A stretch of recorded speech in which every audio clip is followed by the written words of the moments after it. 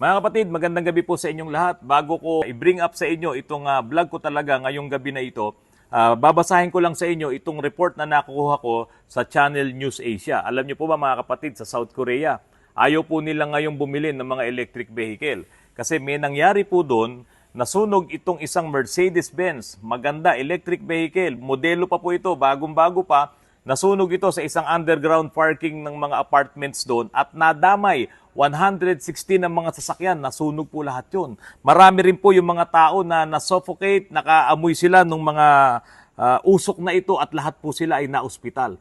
Marami ring nawalan ng kuryente nung panahon na yun dahil underground parking po yun, nadamay po nitong Mercedes-Benz na nasunog, sumabog, na ito po ay gumagamit noong China-made na battery na parasis. Kaya diyan po ngayon sa South Korea, bawal na pong mag-park itong mga electric vehicle na to sa mga underground parking. Bawal din po silang mag-park sa mga hospitals. Bawal din po silang mag-park sa mga public parking. Saan mo ipapark ang electric vehicle mo? Ngayon, isiningit ko lang to mga kapatid kasi po, paano dito sa Pilipinas? Sa South Korea po kasi halos kalahating milyon na yung dami ng mga electric vehicle doon. Ngayon dito sa Pilipinas, iilang libo pa lang. Pero karamihan ng mga electric vehicles dito sa Pilipinas, puro gawang China. Ngayon sabi dito, itong Mercedes-Benz na to, na electric sedan, gumamit ng battery na parasis na made in China. Kaya doon ngayon, ang gobyerno nila sa South Korea ay talagang pinipili na nila itong mga baterya na to na ginagamit sa mga electric vehicle. So, meron silang mga ginagawang mga paraan doon para hindi na maulit itong pagsabog na ito. So dito sa Pilipinas, ang daming mga electric vehicle na China-made dito sa Pilipinas at hindi natin alam kung ano ang mangyayari kapag iyan ay nasunog, mga electric vehicles na nakapark dyan sa mga condominiums. Tapos marami na rin po dyan na may mga electric vehicle. Ngayon dito sa South Korea, ibinabawal nila yung 100% charging. Dapat hindi ka umabot doon. Yan po yung nabasa natin ulit sa mga report na bago.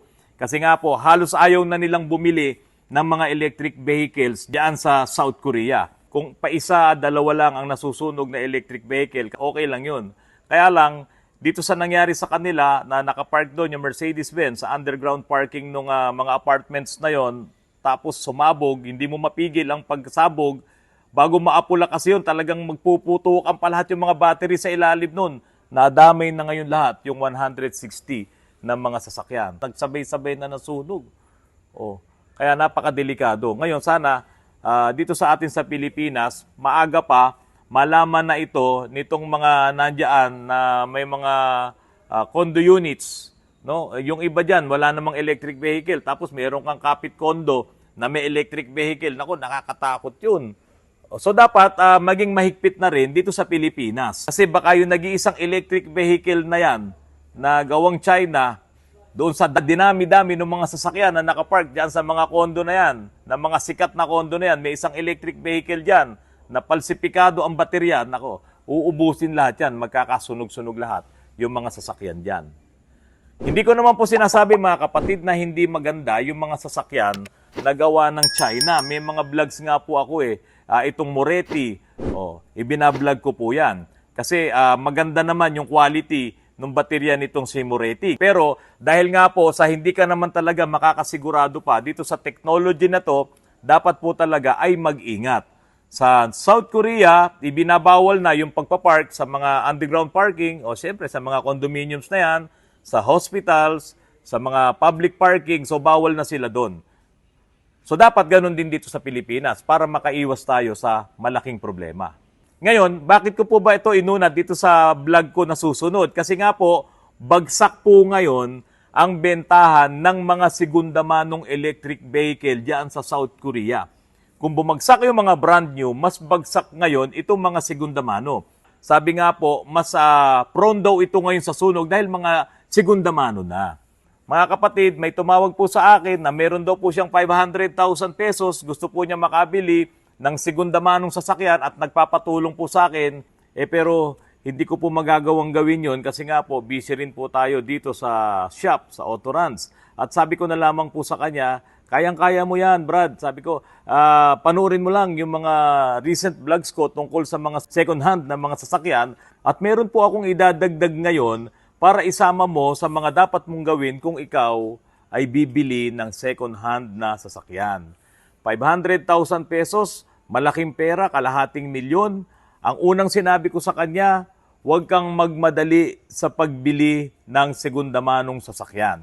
Planuhin mo ang mga dapat mong gawin sa pagpili ng segunda manong sasakyan. Una ay isipin mo kung ano yung mga features na gusto mo sa isang sasakyan. So syempre, i-apply mo rin yung mga kung paano mo siya gagamitin, yung aplikasyon nun. Halimbawa, mag-isa ka lang at ikaw ay opisina bahay lang, araw-araw na pumapasok, ang kailangan mo ay yung mga sedan lang. Kung halimbawa naman, ikaw ay mahilig maglalabas o mahilig kang mag-camping, mahilig kang mag-overlanding, mahilig kang mag-offroad, so syempre, ang piliin mo yung sasakyan na 4x4 or all-wheel drive. Segunda mano po ang pinag-uusapan dito. 4x4 all-wheel drive na segunda mano or yung mga 4x2 na nakaset up. Ito na naman tayo sa 4x4. Ito na naman tayo sa off-road. Mga kapatid, kapag ka nasa city ka at bumili ka ng 4x4, sabihin mo ng full-time yan or all-wheel drive yan, medyo malakas yan sa fuel. Kasi nga, malalaki ang makina niyan. So kung nasa city ka, gagamitin mo yung pang-opisina bahay, lugi ka dyan. Kasi malakas sa fuel yan. Tapos mag-isa ka lang. Kaya nga po, dito sa mga nasa city, mga pick-ups, mga malalaking mga pick-ups na yan, mga trucks kung tawagin nila, karamihan po dyan, yung mga Ford, mga Toyota, karamihan mga 4x2 lang po yan eh. Kasi pinang-daily rin po nila, pinang-opisina bahay nila, at para mas makatipid sila, mga 4x2 lang yan, pero naglalakihan ng mga gulong, nagtataasan ng mga body. Kasi nga po, ginagamit din po nila yan sa off-road. Ngayon, kung marami kayo sa pamilya at lagi rin kayong lumalabas, so mid-size SUVs, pwede po yan. Na kayang maglaman ng 6 hanggang 8 tao, maluwag pa yon. So yan ang kailangan mo. So ibig sabihin mga kapatid, kung bibili ka ng sasakyan at nagpaplano ka, dapat ilista mo lahat yung mga gusto mo sa isang segunda manong sasakyan. Halimbawa, SUV talaga ang nagustuhan mo. Liban doon sa pagka-SUV niya, ano pa yung mga gusto mong features na nandoon sa SUV na yon. Or siyempre, kapag bibili ka ng segunda mano, i-check mo rin talaga, maganda ba yung interiors? Ano ba ang stereo? Ano ba ang infotainment? Ano ba ang mga sound system? Ililista mo po lahat yan. Even yung engine, ililista mo or kung ano rin yung transmission. Ano ba ang gusto mo talaga? Automatic transmission. Bakit gusto mo ng automatic transmission? Bakit gusto mo ng manual transmission? Ilalagay mo yan sa mga ililista mo. Kasi mga kapatid, habang ikaw ay nagpaplano na bumili ng segunda manong sasakyan, napaka-importante na yung mabibili mo, hindi mo pagsisisihan sa huli. Hindi iyan yung bibili ka ng 1 kilong mangga, tapos saka mo pipiliin dun sa harap ng tindera kung alin dun yung sa tingin mo matamis or maasim. Hindi po ganun yan. Pagbili mo ng sasakyan, talagang dapat planado kasi isang pagkakamali mo dyan, maglalaho yung pera mo. O tulad nitong tumawag sa akin, 500,000 pesos. Sa 500,000 pesos, isang magandang kotse na nga po yan, sabi ko nga po sa inyo. Ilista mo rin yung mga modelo at brands ng mga sasakyan na pwedeng mabili mo. Marami yan, Toyota, Nissan, Hyundai, Honda. So, ang dami ng mga modelo na yan at piliin mo doon sa mga brands ng mga sasakyan na yan kung ano talaga yung applicable sa yung sasakyan. Yan, napaka-importante po niyan. Kasi bawat modelo na yan, may kanya-kanya silang mga features at iba-iba rin yung ipinagmamalaki ng bawat sasakyan na yan. So, ilista mo rin ano ba ang kailangan mo. Automatic ba? Or manual? Hybrid ba? Or electric vehicle? Kasi marami na rin mga segunda manong mga sasakyan na ganyan ngayon. So, baka mamaya, iyan ang matapatan ng budget mo, ng 500,000 pesos na budget mo, siyempre dapat nakalista doon kung ano yung mga gusto mo sa loob ng sasakyan na yon. So ito mga kapatid, hindi ka pa naman nagsha-shopping ng sasakyan. Ito nga gagawin mo na paglilista ng mga gusto mong mga features ng mga sasakyan na yan, para lamang po may pagpilian ka talaga. Ang daming mga search engines, lalong-lalo na dyan sa internet, na magagamit mo, mabivisit mo, para mahanap mo yung sasakyan na pwede mong bilhin yung mga segunda mano na yan. Kasi pwede ka naman talagang mag-ikot. Maraming mga buy and sellers dyan. Yung mga may pwesto hanggat maaari, doon kayo bibili. Naku mga kapatid, ang dami ko ng experience dyan. Mula nung nagtalyer ako at kahit noon pa, magkasama kami ni Chip na nagre-repair, mga kapatid, yung mga buy and sell na kakilala namin, puro tipid yan. Mga ball joints na nire-remedyohan, mga pintura na patsi-patsi lang ang retouch nila. Tapos kahit sabihin mong bulok na yon, tatapalan pa ng masilya, tapos ibebenta nila, pagagandahin nila. Meron nga po dyan kakilala ko talaga to. No? Kakilala ko, hindi ko nababanggitin kung sino to. Nakabili to ng bangga na Nissan Urban. Bangga ang harap. Pumunta siya dyan sa Apalit. Meron siyang nakita na front cut ng Urban na yon. Naku, magaling yung latero namin nung time na yon, si Jobit. Talagang binili niya yung front cut na yon ng Urban. Kinalas lahat yung bangga dito, isinalpak yung front cut na yon, pininturahan, wala kang mahalata na iyan ay galing sa bangga.